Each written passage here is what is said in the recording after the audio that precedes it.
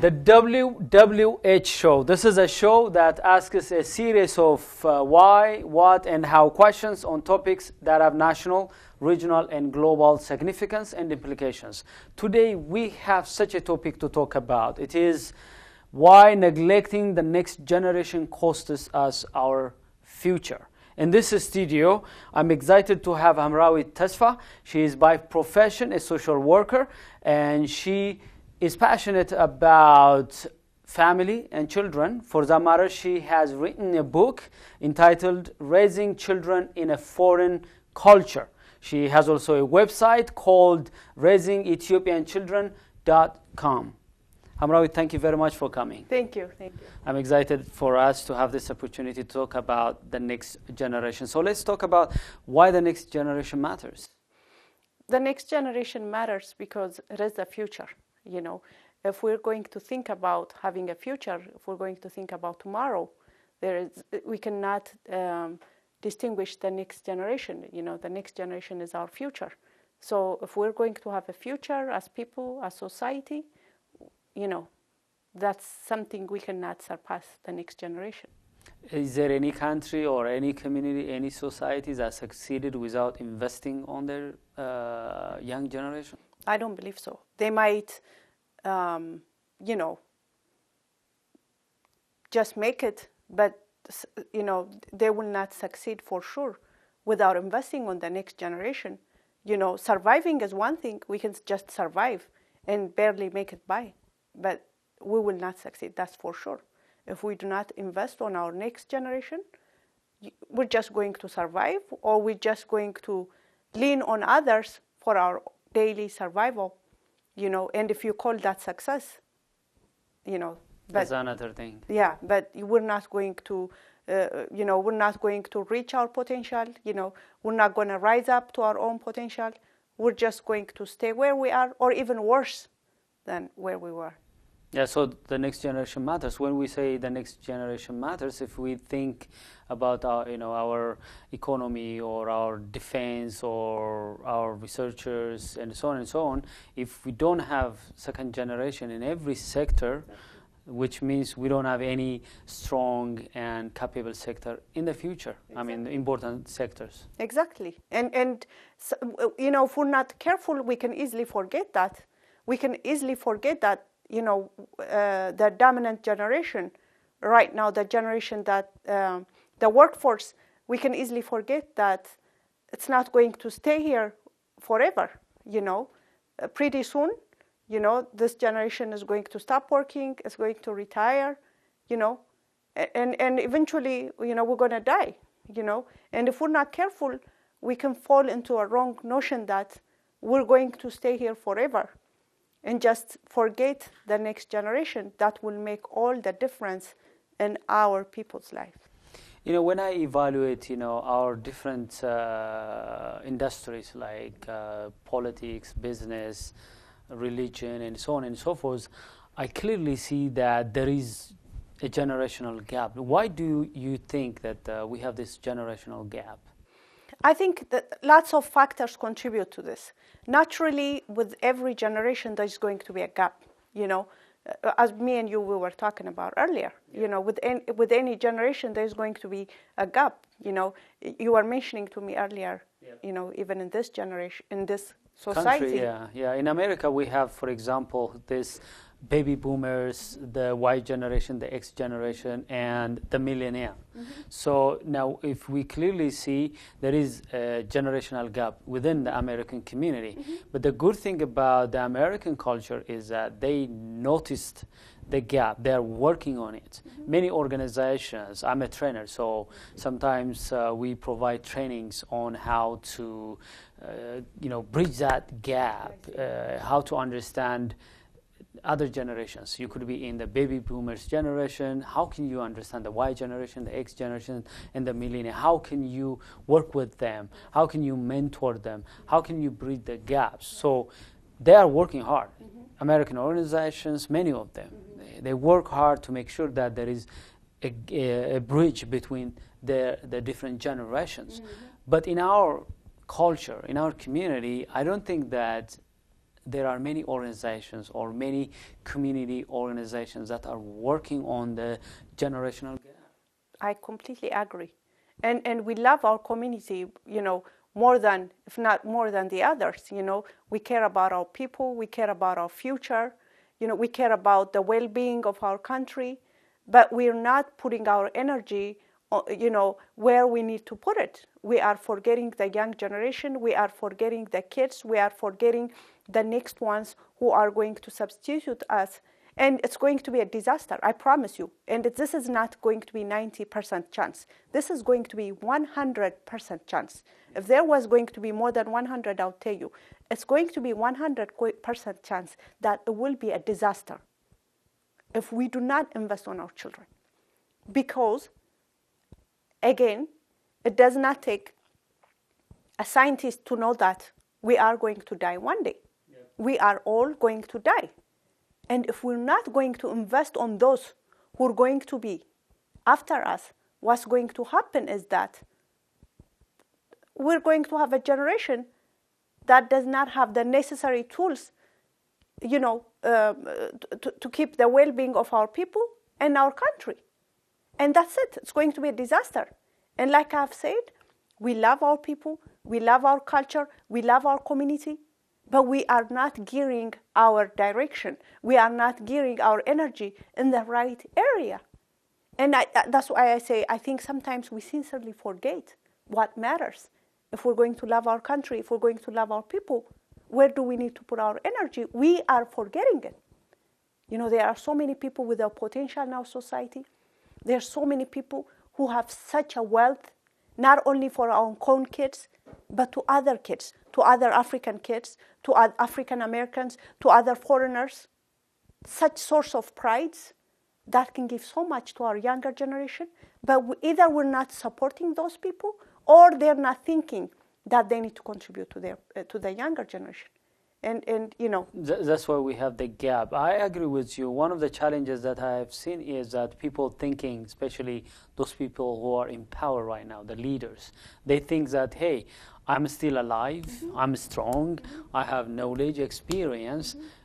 So they work hard, yes. They love their community, their organization, they are working hard, yes. For that matter. Yes, they are loyal, they're dedicated, yes, experienced, yes. And so on. Yes.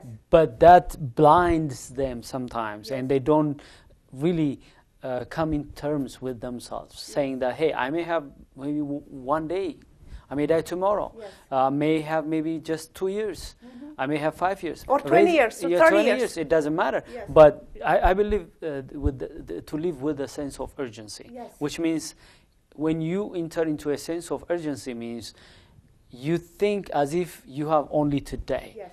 You think as if you're going to die today. Mm-hmm. But of course, always you also learn as if you live forever. That's mm-hmm. Mahatma Gandhi who said that. Mm-hmm. Live as if you die today, mm-hmm. But live as if, learn as if you live forever. Now, if we have this kind of mentality, what happens is that we see the gap. Okay, I may be a leader of my community or a political party or a business or a community organization. I should have been in this mode. What happens if I die tomorrow because of accident, because of health complications, or whatever reason? If I die tomorrow, what will happen to my people? Exactly, your legacy, yes. Your legacy tranche is gonna be disconnected. You cannot take it to the next level. I completely agree. And what saddens me the most is that, like you just said, our people love their, that's why they sacrifice their time, their energy for their own people. We're not selfish people. But if we're going to put all our energy, also, why not also put at least half of our energy on those who are going to lead our dream tomorrow?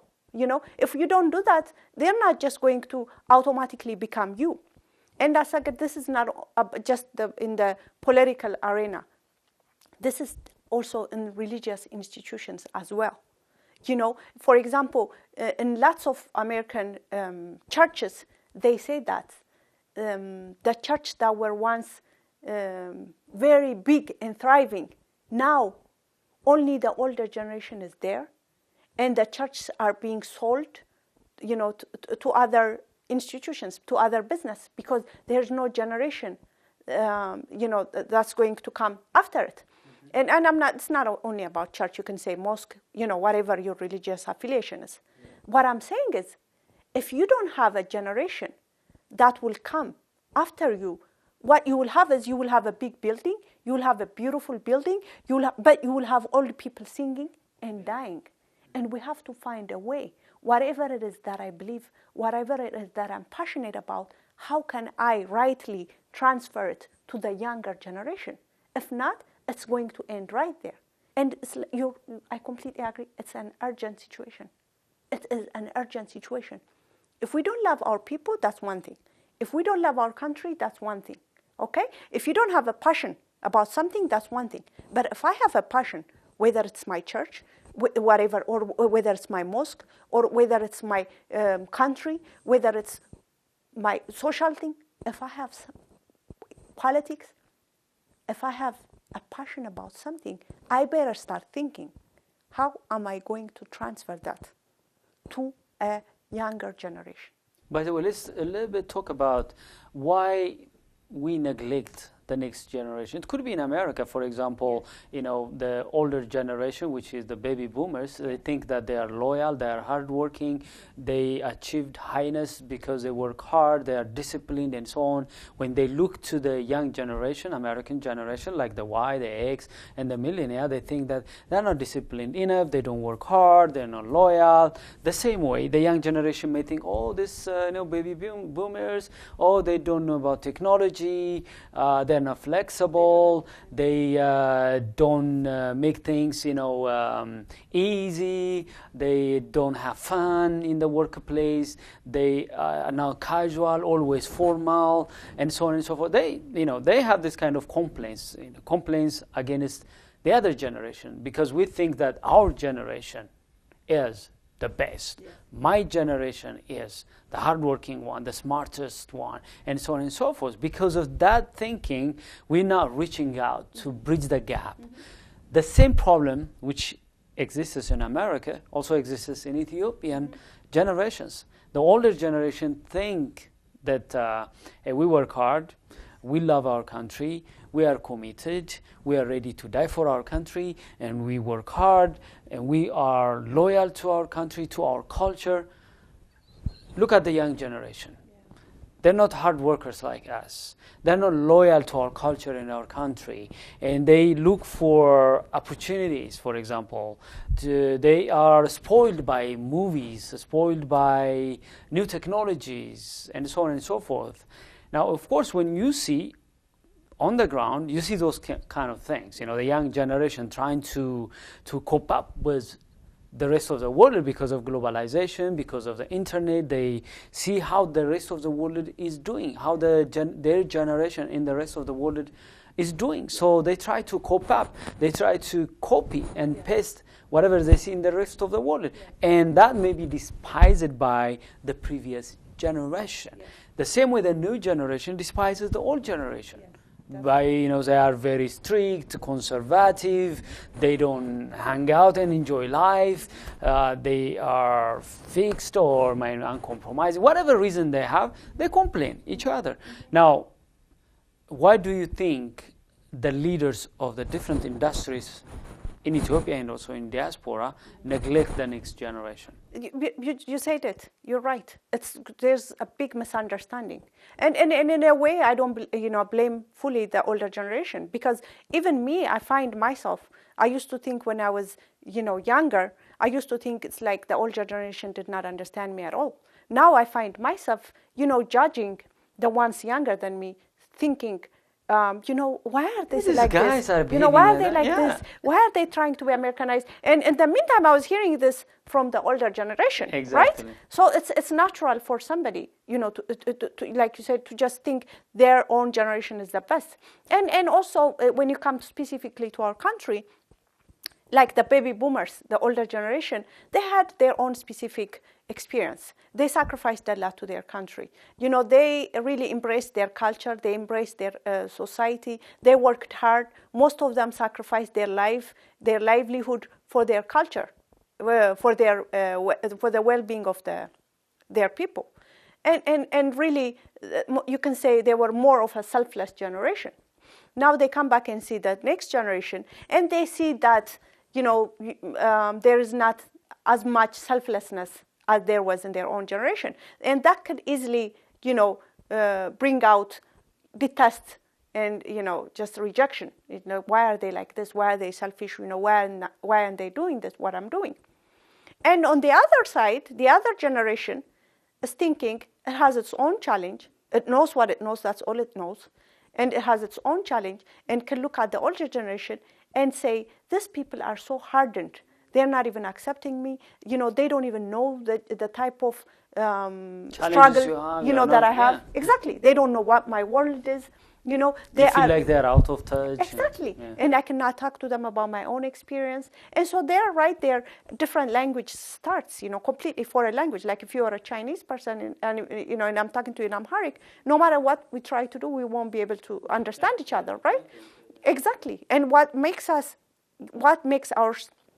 Assegid, the woman that you interviewed earlier, she was telling us actually that how it existed even in their own culture, how it was a different thing, right? But what makes ours specific is that, we have had such a change in society in the past 40 years, It's like with the baby boomers and the Generation X and the Y, it's like there has been so much change in our society, and now we're living in a different society. So that makes it completely, we're almost talking a different language. Now, knowing that is one thing.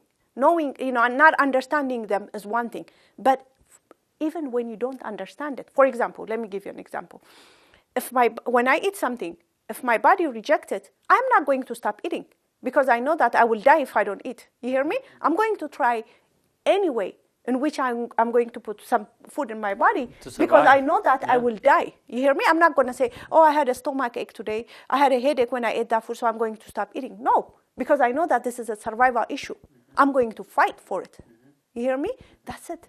You're not going to just say, I don't understand this generation. They don't speak my language, and you're not going to stop. This is a survival issue. This is not about just something you're going to avoid. This is 100%. Yeah, by the way, I want this, and I want to challenge whoever is watching. Yeah. I want to tell them that there is no standard bearer generation. Yeah. They could be in the older generation, the younger generation, doesn't matter. Yes. Each generation has something to offer. Yes. Each generation has some flaws. So we should not say, hey, my generation is the best generation. Very true. My generation is the standard bearer. No, because that humility is very important to bridge the gap. If I think my generation is a perfect generation, every other generation above me and below me should bow to my generation, I don't reach out. You're right. So your heart closes. Yeah. Mm-hmm. But this requirement is very important from both sides. Both sides. The young generation and the older generation. Yes. And really, I am putting all my plight to the older generation because they're the ones who have all the resources. They're the ones who can give us power. Who are in power. And they're the ones who can give us all the good things they have, who can transfer to the younger generation, right? So if there's going to be this distrust between the older generation and the younger generation, who's going to suffer? Our country, our people, that's it. And your big picture is going to be lost. Exactly. And we have, in the midst of all our journey, we have to remember our big picture in the midst of it all. Sometimes we can be in a fog. We can be fighting a fog and forgetting the big picture. I mean, our big picture is the well-being of our people. Our big picture is the well-being of our country. How is our country going to be well if our people is not going to be well? The well-being of our people matter. Now, how are we going to do it is another question. But first, we have to remember that if we love our country, 100% we have to invest in the younger generation. Exactly. If not, you're not going to be able to say, I love my country and neglect the next generation. By the way, I want to give you a metaphor. Relay. The way it works is you have to coordinate. Let's say if you are 4 people, you cannot succeed in relay if you don't coordinate together. You could be 4 people. You have to run with the baton, and you have to give that baton to the next person, even if you perform well. Yes. If the next guy is not performing well, you can't succeed. Exactly. That's it. That's the metaphor. So then this generation, which is in power right now, whatsoever performance they are putting to change this country, if they're not going to have another unless generation, they give the button to the next generation, that's it. Everything is lost. It dies with and them. Guess what? The only legacy that they will have would be the museums. Yeah. The only legacy maybe they would have would be history books. Yeah. That would be the only legacy would be left. Exactly. And we do not want that. We do not want our energy's legacy to be just left on books. We do not want that. Whether you are a church, whether you are a mosque, whether you are a political organization, whether you are a social organization, it does not matter. If you are standing for something, if you want your legacy, if you want what you believe to transfer, you better work on the next generation. If not, I will assure you 100%, it's going to be just in the history books. And also history judges us based on what we have done, and how much of we have done is transferred to the next generation. So history will be our judge. And I don't think that, personally, I don't want to be judged by history. No. I don't think that any normal person allows that to happen. We should avoid being judged by history. Somehow maybe the new generation may cope up, may survive, somehow turn things around and succeed. When they look back, all they have to say would be bad. Bad, because we didn't have any support from the past generation. They didn't invest on us. Yeah. And what kind of history is that? What kind of legacy is that? Mm-hmm. But think about it. This generation, with all the opportunity they have, the authority they have, the wisdom they have, the knowledge they have, what if they invest that into the new generation? Which means even if they die, they don't die. Because they invested themselves. They sold themselves. They will live through those kids. Through the next generation. Yes, they will live. They will never die. And they will die knowing that. They will look at the darkness and say, you did not stop me. Like you said, what was it that you said? The stick, I gave it to the other. Exactly. You did not win over. Mm-hmm. See, our enemy is the darkness. And darkness is lurking to take up hope from our people. And darkness wins when we finally go to our grave naked, right? Mm-hmm.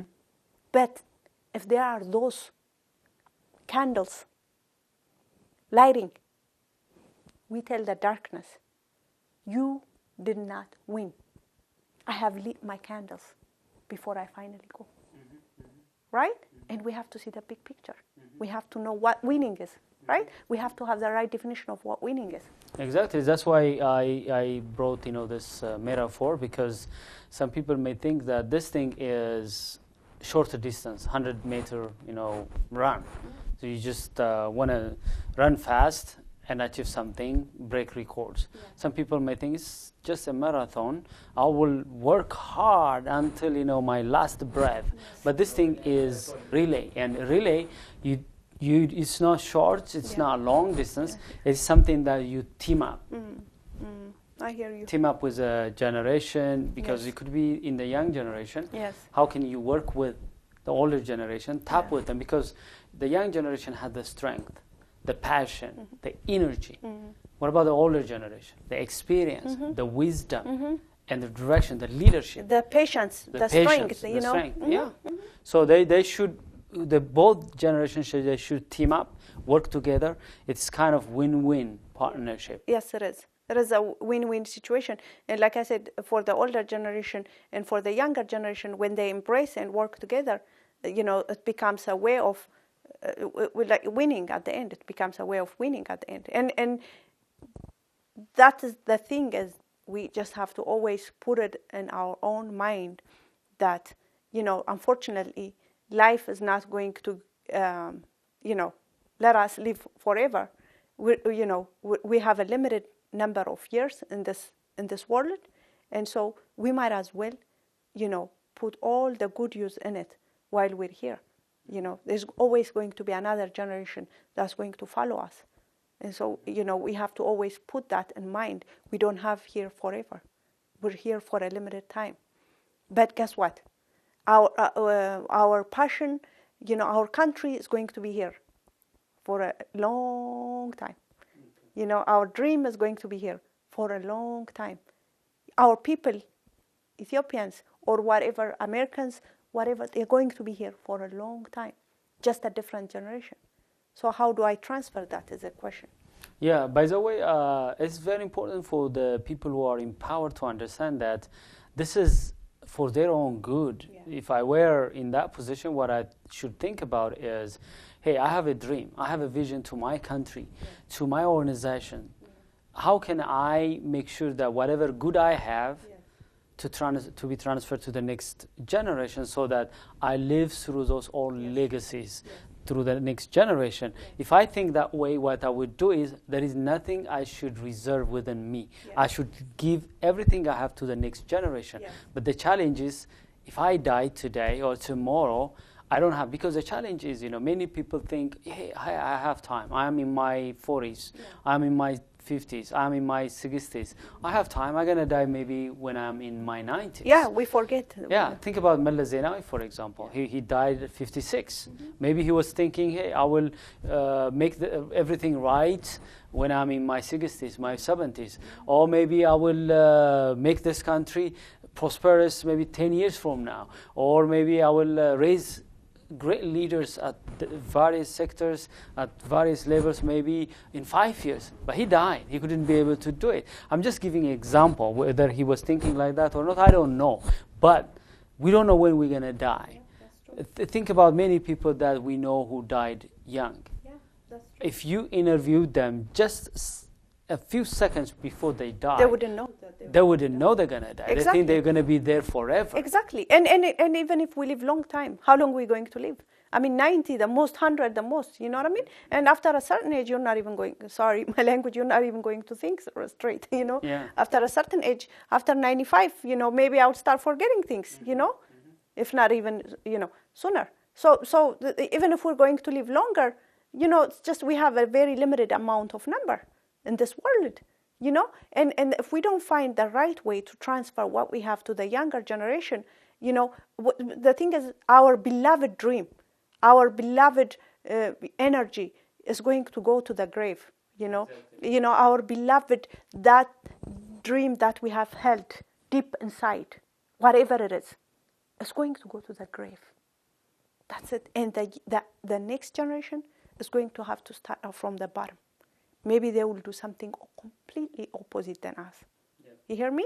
Yeah. Now, the other question is, how do we do it? Is a different question, But first, we have to realize how urgent it is, how important it is, for us to concentrate our energy, our full energy on the next generation. Exactly. So these are the kind of things that may create that generational gap. Yeah. The leaders, the leaders who are now leading in the different industries, they think that they do better than the young generation, so they want to keep on doing it because they don't think that the young generation is capable enough, disciplined enough, committed enough to be empowered. Yeah.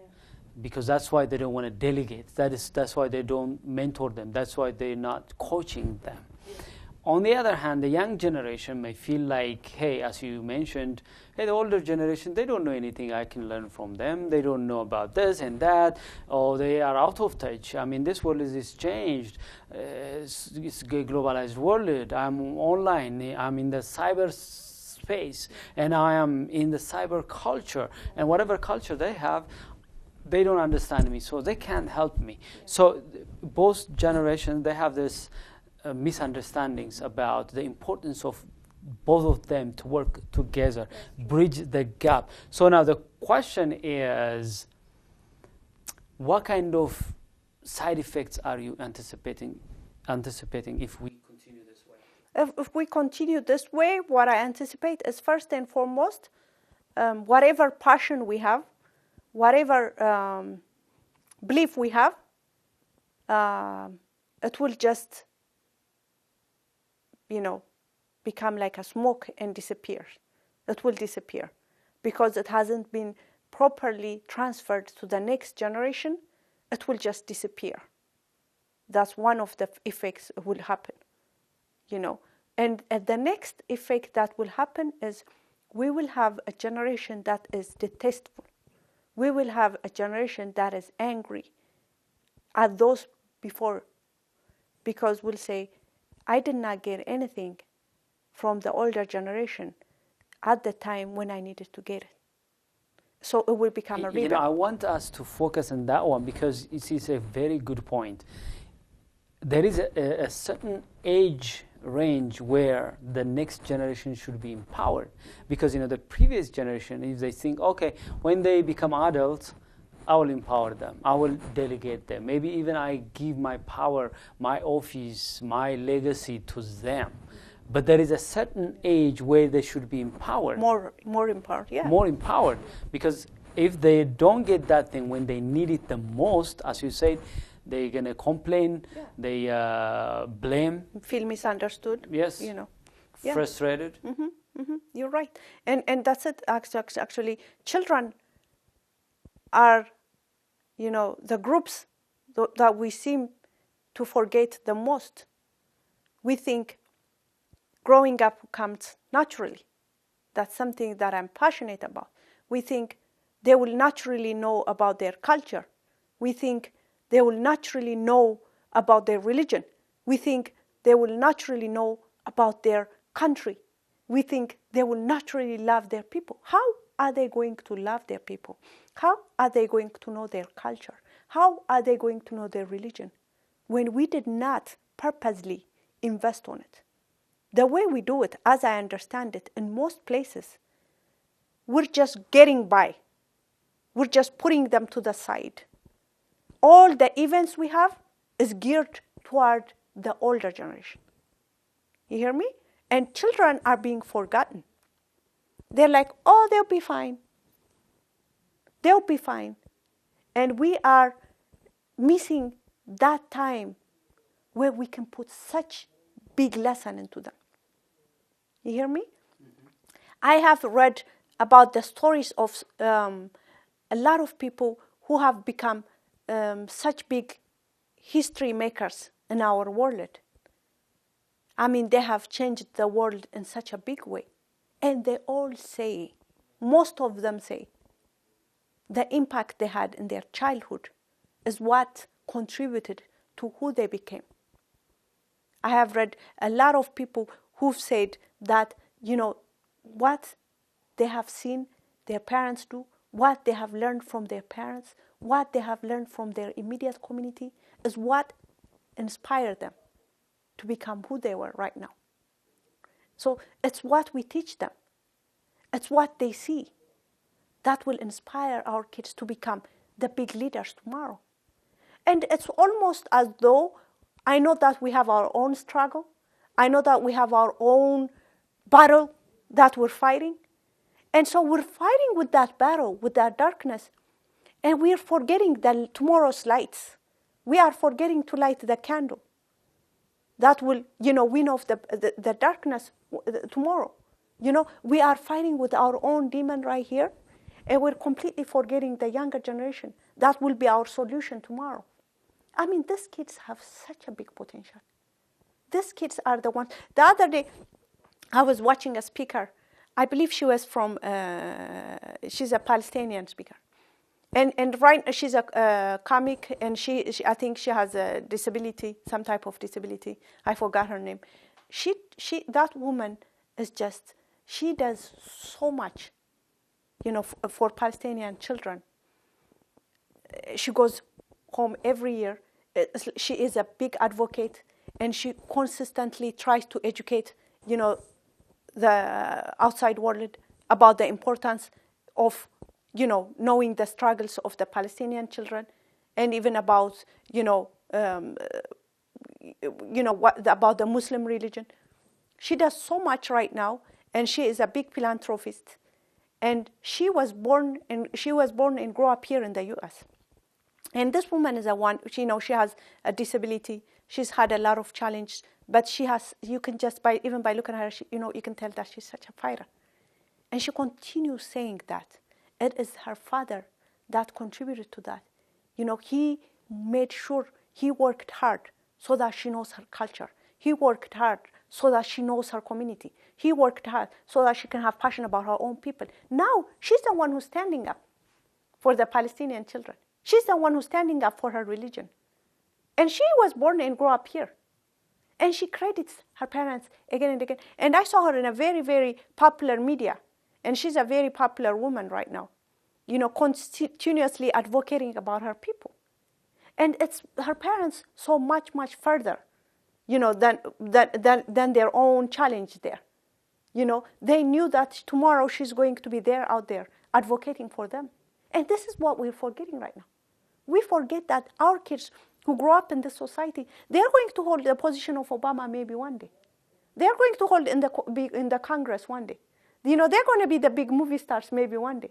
They're going to go home and become the big philanthropists one day. They're the ones. Or maybe they might decay in prison. Right? Yeah, I think the choice we make right now. Exactly. We should show that two contrasts. As you said, those successful people, I have read many biographies, and these successful people were impacted when they were kids. Yeah. At the same time, I also read about leaders who failed, people who were and still are impacting in a negative way their communities, their organization, and so on. They were abused when they were kids. They were neglected. They are bitter. They are angry. Yes. They take out that anger and frustration on their communities, on their organizations, on their societies. Yes. So when we neglect, there are consequences. Oh, yes. The consequences are not just affecting one family. No. Let's say if I neglect my children, the impact is not just within my family. It's going to impact other kids. The whole community, the whole society. So that's why we lack institutions that develop and empower the young generation. Because yes, I should empower my children, but why don't we also empower the children of others? Because whatever they do, whether it is positively or negatively, it's going to impact my children, and it's going to impact me and the next generation. Yes. So because there are great parents who take care of their children, but now we're talking about why don't we, as a society, as a community, take care of the whole generation rather than just investing on my kids. I don't want him to be trouble, or I want her to be successful. Why should we act only just in one family? Yes. My children, my grandchildren, they're gonna be affected by what's going on in my community. Yes. So if I neglect other people's children, it's going to affect our own kids. So you can't save, you can't protect your own family and your children from the rest of the world. No, that's why we should not be selfish when we invest on the next generation. I completely agree, because like you just said, the kids that we neglect today, they're going to affect our kids tomorrow. Peer pressure has such a big effect on children. They're going to affect one way or another. They are our generation. They are our people. One way or another, they are going to affect our children badly. And we seem to have a misconceived thinking that I need to concentrate only on my children, I need to concentrate only on my own family, and that's complete selfishness. And I see that even in the religious community. I mean, we say that we believe God, we say that we really, we're a loving community, but then we only invest on our own immediate children. And first of all, that's not loving God. And second of all, by doing that, like you said, in the long run, you're hurting your own children. And the thing of it is, those who neglect their children, they don't mean to be bad parents. They don't mean to have, coming, for example, let me give you an example. Coming in a different society is hard enough. Living in a different society is hard enough. There are parents who work 2 jobs to raise their children. The father works 16 hours. The mother works it. They don't have time to spend time with their children. There's a language difficulty. They come to a completely different culture. Parents have so many different challenges. Loving, beautiful parents can easily go in the wrong direction because they don't have the right resource. They don't have educational resource. So they can easily lose their children, toward bad things because they don't have the needed support when they need to be supported. Right? And I work with a lot of people who come new to the society, and I continue hearing the same thing from different people again and again and again. We don't have enough resource. When we come from back home, we don't get enough resource. When we come to this country, we don't get enough resource. And when new parents, for example, when they don't have resource, they're not going to be capable parents as much as they want to because they're trying to cope in a new culture. For example, as people who've stayed here for a long time, what do we do in order to help newcomers, to sustain in the community? We can invest our energy, our area, in so many things. What do we do to help mentor kids? What do we do to help, connect kids with the older generation? We can all do something in this big job. So we're now talking about the solutions right now. So let's further talk about how can we create, that connection between different generations. How can we bridge the gap? So we're talking about some actions we can take. So let's further talk about what immediate actions, for example, individuals can take or institutions to take, community organizations should take to bridge the gap and invest on our next generation. The first thing, as we've said, is knowing how urgent and how important it is. After we know this, and saying strategizing is very important. Just knowing how are we going to do it. Meaning, we won't be able to do it by thinking the way we're used to. By saying, I want it my way. I'm going to impact them the way I want to. I'm going to change them the way I want to. You won't be able to do that with the younger generation. You hear me? You have to understand it's a different generation. They want to have say. Yes. They can't just accept exactly. dictate like the previous generation could have accepted. Exactly. They are completely different. Just like this generation, for example, let me say the baby boomer generation, with the older generation, who fought for the Italis. With the older generation, they were not able to understand each other every way. Not because one is right, one is wrong, because it's a different generation, right? This is a different season. So you can't say, do it my way, that's when I will help you. You can't say, if you do it my way, that's when I will be with you. No. You have to talk to each other. You have to come to a term. That does not mean you will spoil the next generation. That does not mean you will follow everything they will say. That does not mean you will tell them, oh, whatever you want, I'll support you. No, that's not what it means. But you will listen to them. You will say, how can we come to a table and talk about what we can do? And you will not say, you will not define what being a good Ethiopian is. Meaning, you will not say, oh, I will only support you and you will become a good Ethiopian only when you follow what I follow. No. We cannot, we don't have the luxury to say that. You hear me? As long as somebody loves their people, as long as somebody sincerely loves their country, it does not matter what they do, we need to support them. Because we're all needed in this big table. The problem is big enough. We can't just say, the only Ethiopians are when they act like this, when they talk like this, when they are in this organization. We cannot say that. We can't do this alone. Like you said, it's a giving. We have to support everyone that has the right intention of loving their people and loving their country, right? Yes. And also, we need to work with others who are working. We need to support with all our might those who are working to better the next generation. We need to support them. I don't have to do what you do, Assegid, but I need to support you. If I believe in what you're saying, I should not say to you, just because you don't talk like me, you are different. I should support you. Because what you have, you might be able to reach the second generation much more than I'm able to. Why should I say to you, for example, you're talking in English and so I'm not going to listen to you? Why should I say to you? Why don't I say, maybe this guy, so many kids will listen to him. Maybe so many kids will not be able to listen to somebody who's speaking Amharic.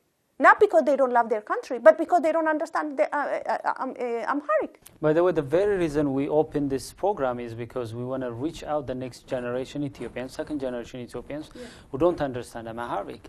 The very reason, but of course we get some comments from other generations saying that, hey, you are Abeshas, why don't you make this program? It's a great program, it's empowering, it's unique, but why don't you make it in Amharic, because we don't understand your English.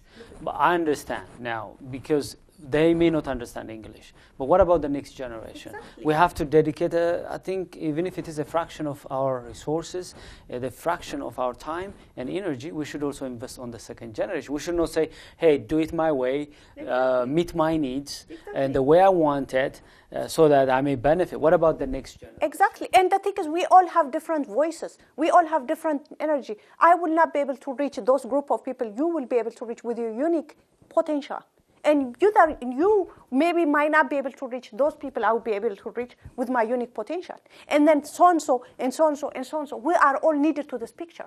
Why do we need to bark the same way in order to reach our people? Yeah, by the way, we can have our own voice. Yeah, but the previous discussion I had was about understanding that we are unique people, yes, and tap into the strengths of each individual, which means, as you said, let's say we care about the next generation. Yes. You have your own strength. Yeah.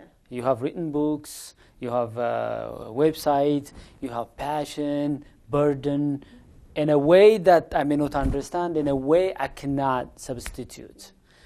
The same way I have my own burden, my own passion, my own skill, the way I can empower the second generation. If we believe that exactly, we are different, but this diversity is good, yes, you have because strengths, I have strengths. things. Exactly, yes, we bring those two. Yes. And by the way, I'm also part of a leadership organization, part of a leadership organization. And this organization, yes, its prime target are leaders, already leaders. We train them, we have conferences and so on. But we also promote and advocate that leadership should begin at the early stage of a person, at the childhood level. So we talk about like how can we increase the awareness of parents, yes, to develop, for example, their tomorrow's children. Leaders. Exactly. At the early stage, yes, they can tell them, hey, you're going to be a king. You're going to be a queen. I'm talking about metaphor. So you can be a queen and a king. Think about it, that kind of children. Not literally a king, but I mean exactly that what for you're the saying. thing, for their calling, for their strength, for their uniqueness, for their passion. They are leaders, yes, for their passion. They may not be a leader of everything. No, nobody is equipped like that. We are unique. Our fingerprints are unique. Our retina scan is unique, yes, which means we have unique contributions to make to our generation. Think about a child which is raised this way. He has been told that he's great, he's going to be unique, he has a strength, he has passion, he can change the world, he can impact his community, he can serve the world. This guy, you developed him, told him that he's going to be a leader of his calling, his passion. When this guy goes out to the world, nothing can make him bow down. No challenge, no failure can stop him, because he was told at the early stage where he was blank, so he was told all those good things. So awareness of parents is also very important, yes, to bridge the gap, raise our children, but most of the children, I grown up in a community where our parents are lovely, they support us, in our communities they support us, they love us, yes, but because of lack of awareness, yes, they were not very careful. They implanted in us something, that were not empowering. They say, you don't amount to anything, you are always troublemaker, you're nothing, you're weird, wicked, and so on. They don't mean it. They don't mean it. But for a child, it means serious. Yeah. Their parents are like God, yeah, for that kid. He doesn't know anything in the rest of the world. Then that thing is going to be imprinted in his mind, that he always feels that he doesn't amount to anything. He's not a contributor to his community, and he's nothing. Think about it. This kind of individuals, how can you change them? It takes lots of efforts. It takes lots of energy and resources to change and turn around this kind of individuals. Yeah. What if we start to implant, seed, and invest on our children at the early stage of their life, so that they grow straight, so we don't need to bend them, we don't need to work on them so much to make them productive generation. Exactly. And that's the thing, while we invest, the tree that we plant today, the tree that we water today, it will be our shade tomorrow. Yeah. It will cover everything tomorrow. Mm-hmm. And the thing is, we need to see the big picture. We have kids among us, mm-hmm, tomorrow. Mm-hmm. They're going to be philanthropists, mm-hmm, and they're going to change the destiny of our people. We have kids among us who are going to be tomorrow's leaders. We have a kid among us who's destined for 2 million people under her, mm-hmm, who have 2 million people under her. Mm-hmm. You hear me? And so, but the thing is, what do we put on this kids today? And me and you were discussing this earlier. It's like the way we fight darkness is not just by fighting the darkness. Mm-hmm. The way we fight the darkness is by bringing out lights. And the thing is, are we putting our energy in different areas by bringing out lights? And one way we do it is by helping with all our might people who concentrate on bringing out our children. We need to help them. It does not matter who. You hear me? It can be a poet. It can be a singer. It can be somebody who teaches the culture. It can be a leadership trainer. It can be, a writer. It does not matter. Whoever is concentrated on bringing up the next generation, we need to support them, right? In addition to us doing that. Exactly. One thing we can do also to bridge the gap and raise the next generation is the importance of coaching and mentoring. In American culture, I meet so many managers, almost they have one or two coaches and mentors. I see young entrepreneurs, they have mentors and coaches.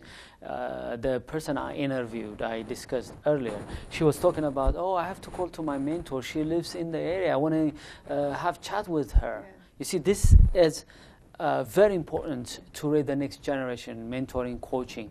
The problem in our culture is we don't value mentoring and coaching. I meet many young entrepreneurs, politicians, they don't have mentor, they don't have coach. The same way there are many experienced, wise, powerful people. We should not miss them forever. Exactly.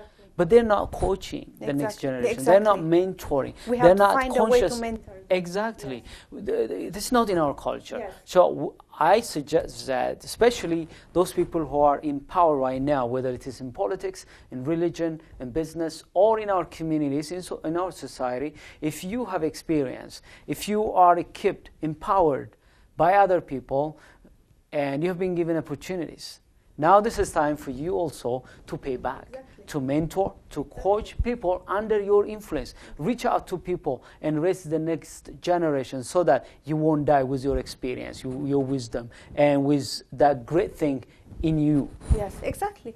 I completely agree. That's it. And that's when you would say, I have lived for my dream, when you're able to do that. Exactly. And so that's one thing. Is supporting, there are already those like you who are investing on this, right? So just find them out everywhere in our society and let's support them.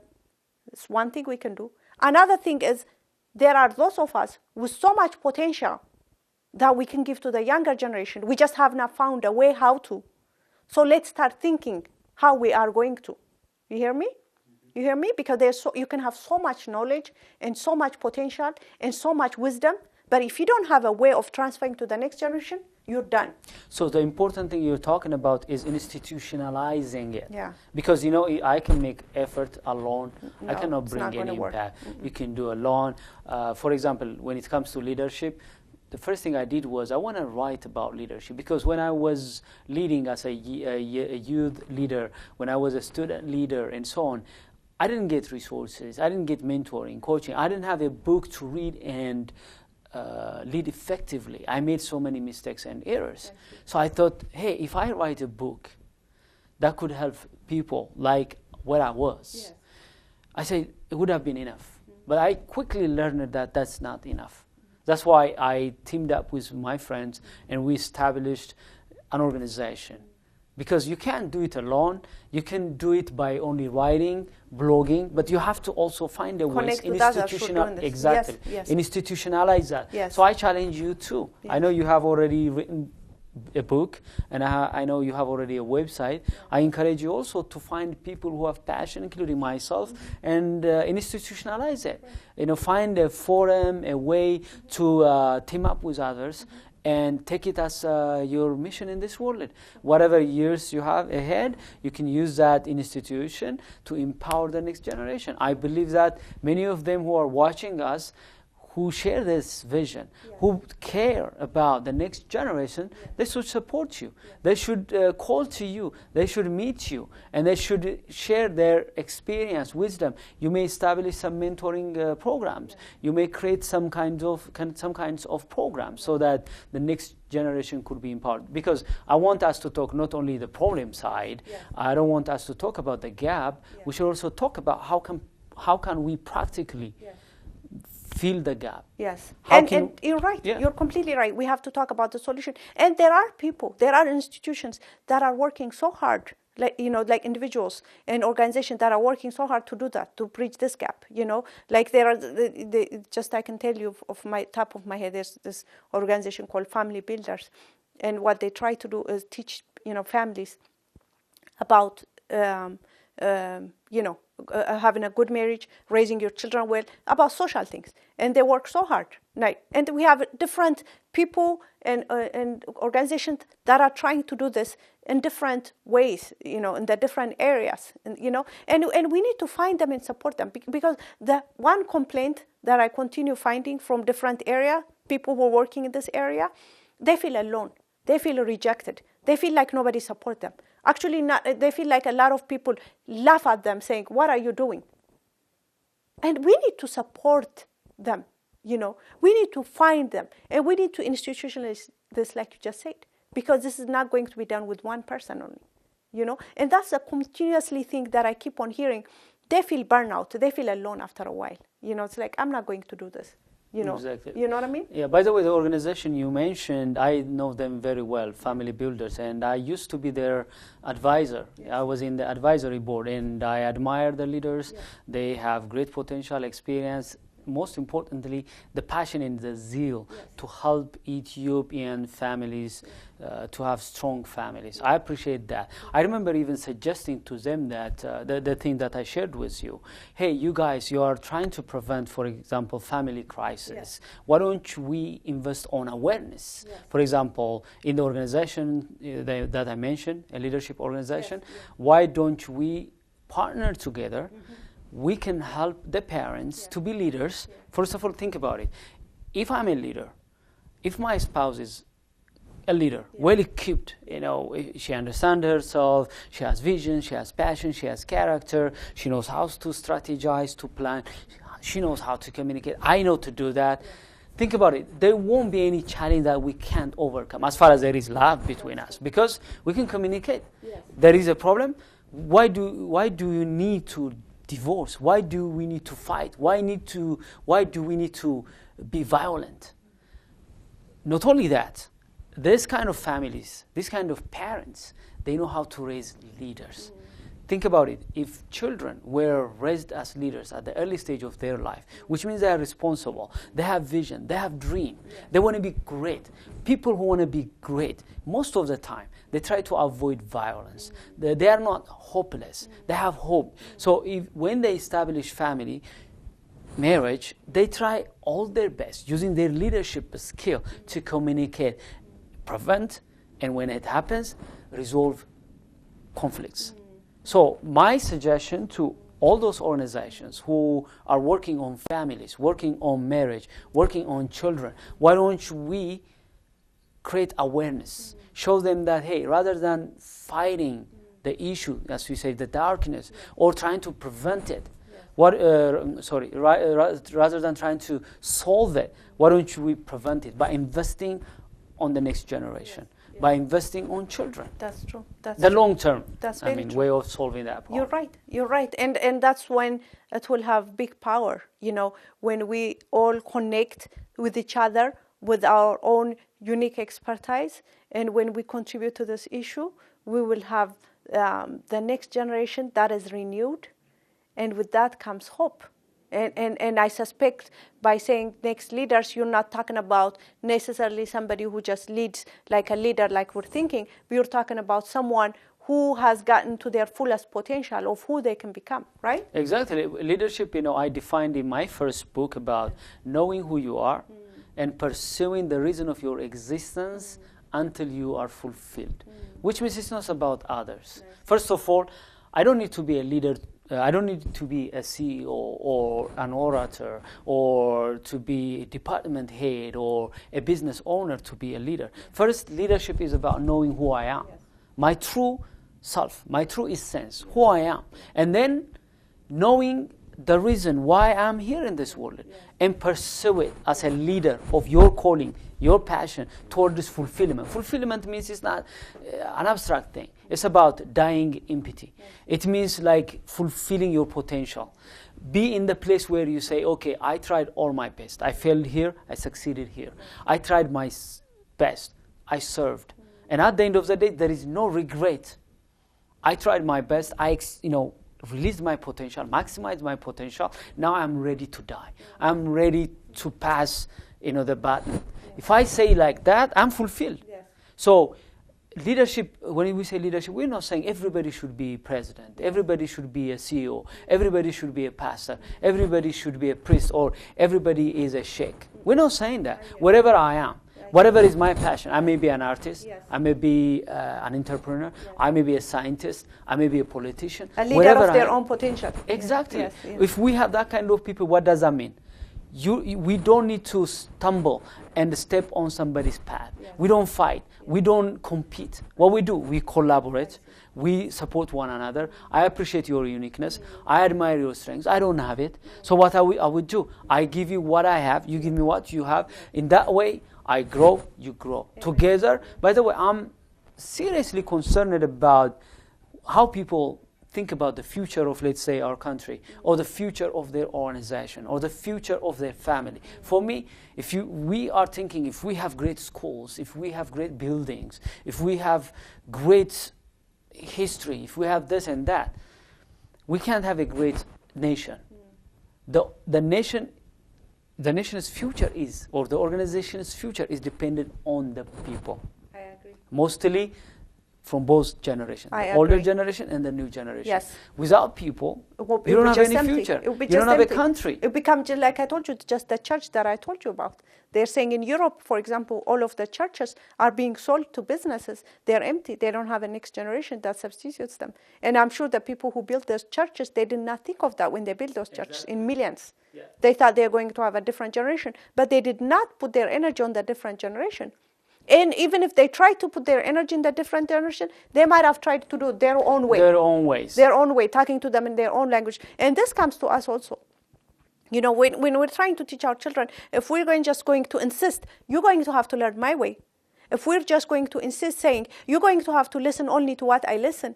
If we're going to have to insist that only the people I want are going to be the ones who transfer the message, we're going to miss the gap. We're going to just cut it out. Right? So we have to start thinking, how are we going to talk? We have admitted we have a completely different language. I have a different language than those younger than me. I have a different language than those older than me. We already know that. But how do we come in terms? How do we start talking? How do we start? That's our big picture. Our big picture is no matter what, no matter the hurdle, how do we transfer the good and then me? That's what should be, our energy should be focused about. Because this is not a luxury. We don't have time.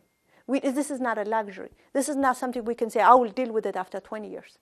Because after 20 years, things are not going to be how it is. You hear me? We all have a common thing called death. And it's lurking to take us all one day.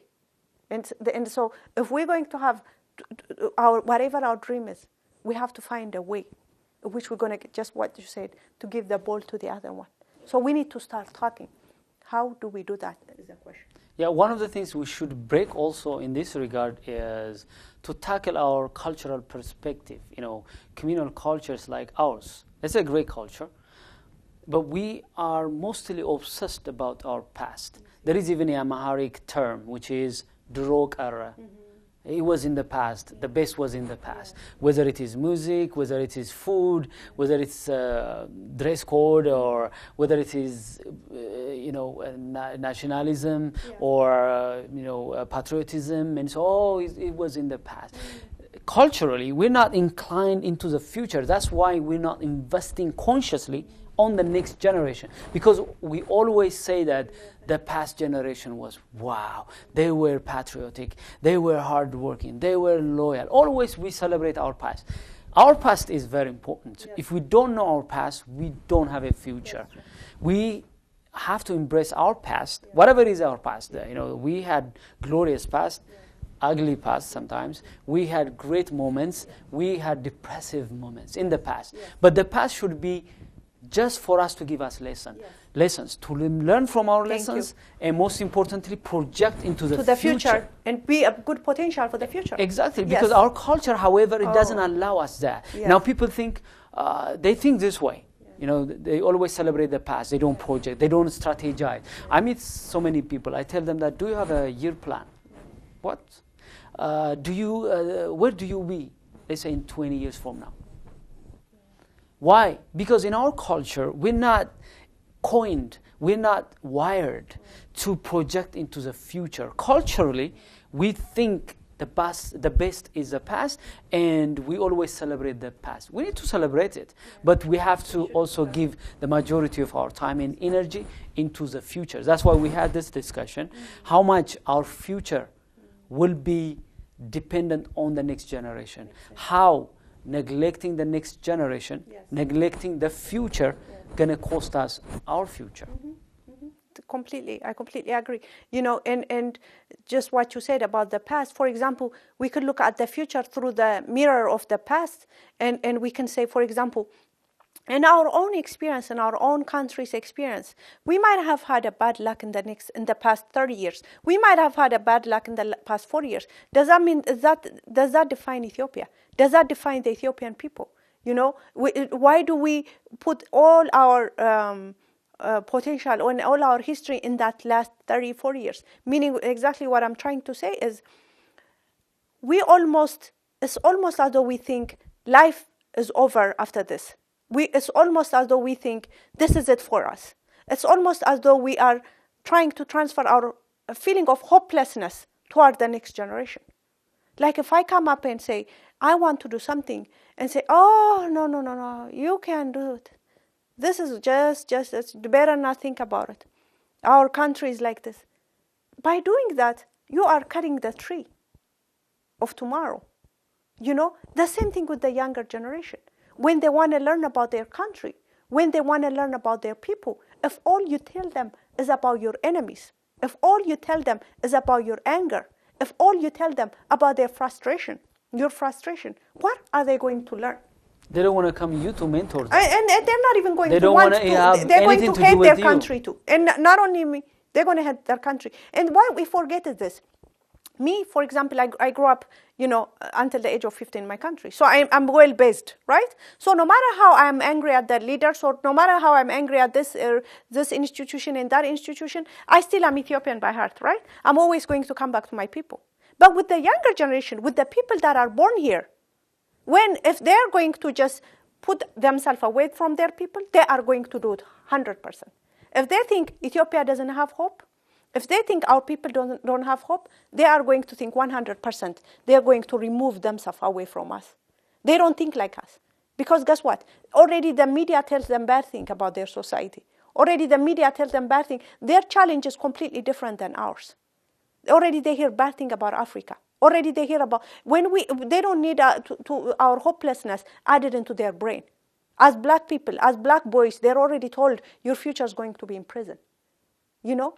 And then we steal away their only source of identity because we see our country through the mirror of the last 30 and 40 years. It's not fair. Do we teach them about our past history? Or do they when they look into the website, when they look into Google, and when they put Ethiopian children, you know what? I have Googled so many times. And I've said Ethiopian children, and the only thing you see is starving children. Most of the time, that's what you see. I have Googled Ethiopian parents. The only thing you see is adoptive Ethiopian parents who came here to, I'm talking about Americans, adoptive Ethiopian parents. They have written some things. That's the only information you get. Is that what we want to transfer about? Do we teach them about the past hundreds of years, thousands of years of our culture? Do we equip them with that? Or are we just tainted with that 40-year experience that we had? And all we pass to them is hopelessness. Because a person who feels hopeless, it does not matter what. They're going to detest themselves. They're going to detest their country. They're going to just stay away from their people, and they're going to be hopeless. When we can look at through the mirror of the world, we can see past generations. Look at Native Americans, how they were hurt when they lost their identity. Look at the challenge African Americans went through, through the residual of slavery. When you lose your identity, you lose much more than just physical thing. You lose your will. You lose your energy. You lose your capability. You lose everything. And we are forgetting to pass their identity to our children, right? Yeah. Because we see through our own mirror. We say, oh, they're going to be fine. No, they're not going to be fine. They're going to hate being black. They're going to hate being Africans. They're going to hate being Ethiopians. And they're going to be a danger to themselves. They're going to be a danger to others. Why do we just talk to them about the dark things? Why are we obsessed with the dark things only? Why not embrace the light? Why not talk to them about it? Why are we always just in a dim and just we want our children to be like that also?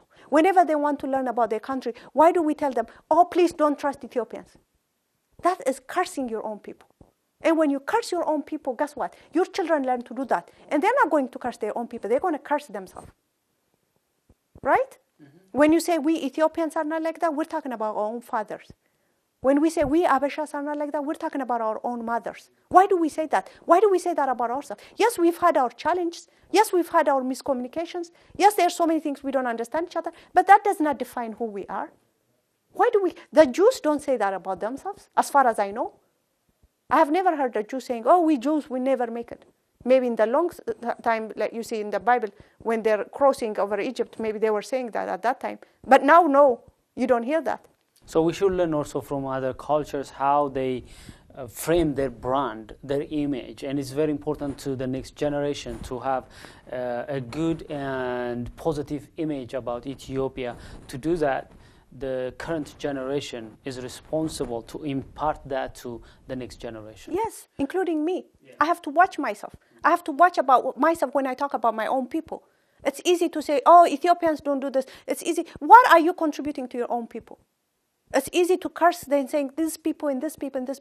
When new people come from Ethiopia, the first thing we tell them is don't trust Ethiopia. Why are you saying that? There are so many beautiful people. There are so many nice people. Why always we think we're almighty and others are bad? Don't talk darkness. Don't curse your own people. Words, there's so much power in words. Why are we deciding the future from now? We're already deciding that we're going to be destined to bad things when we talk like that, right? Mm-hmm, Why are we doing that, right? I think part of the frustration about people is expectations. Yeah. For the young generation, second generation Ethiopians in America, they are influenced by the culture, this is the hosting culture, and other Ethiopians, they are more exposed, even if they have been grown in Ethiopia, even if they have the first-hand impression about Ethiopia, that impression has been bad. Yes. At least for the first, in the past 20 years, for example, yeah. people have been labeled because of their ethnic background. Now, people have that bad impression about Ethiopia. Yeah. So now, the challenge is, how can we admit that there are things that are dark, there are things that make us feel bad about who we are, but this should not be transferred to the people who don't have any clue about that. There and we have so many beautiful things. A bridge, yeah, of course. And we have so many beautiful people. And we have so many people who are still, just the majority of our people are beautiful people. And we have so many people who are struggling to make a change in our country. Exactly. I think the institution may solve that, because part of the problem we have, I think, is lack of institution, because everybody does in the way they understood. Like if I understand a certain way how to communicate to the next generation, how to communicate as an Ethiopian, I do it because that's the way I think is right. Yeah. But if we have strong institutions, we can have our own brand, we can have our own words, history, and we could have imparted that to the next generation. So, do you have any last-minute advice to parents and also to the young generation? Actually, the one thing that I'll say to the younger generation, and I hope we will have this conversation more in the future. I would love to, because this is very interesting, and I'm passionate about this. And anyways, one thing that I'll say to the younger generation is that you owe your people, you owe your country. You've been given a lot. Your parents struggled to raise you. And they might have made some mistakes, but they did the best they can. And you owe your people. You've been given a lot, and you have to give it back to your people. You have to transfer it to your people. And there's so much you can do for your people. It can be in different things, in your own chosen field. But you have to give back to your people somehow. It can be back home or it can be here. You have to give back somehow. And that's how, you can't just say the older generation did this and just sit and use that as an excuse. You have to give back to your own people somehow, and we have to connect. Yeah, you might feel like alienated. You might feel like people don't support you with your chosen dream, but don't give up. Keep up, because we can, together we can contribute so much. And know that there are so many people by your side. Know that there are so many people who understand you. And there are so many beautiful Ethiopians who are waiting to embrace you, and just keep up, continue doing what you're doing. And we can all bring out the needed change that will brighten our future, the future of our people. Thank you very much, Hamrawit. It was a very interesting discussion. Our viewers, I hope that you enjoyed our discussion, you learned something in whichever generation you may be. Now this is time to contribute something toward this bridging the gap. Reach out to other generations, support them, share your experience, and also whatever you have got, give back. That way, let's have a generation that can take Ethiopia to the next height. Thank you very much for watching, and I look forward to have you in the future in another topic.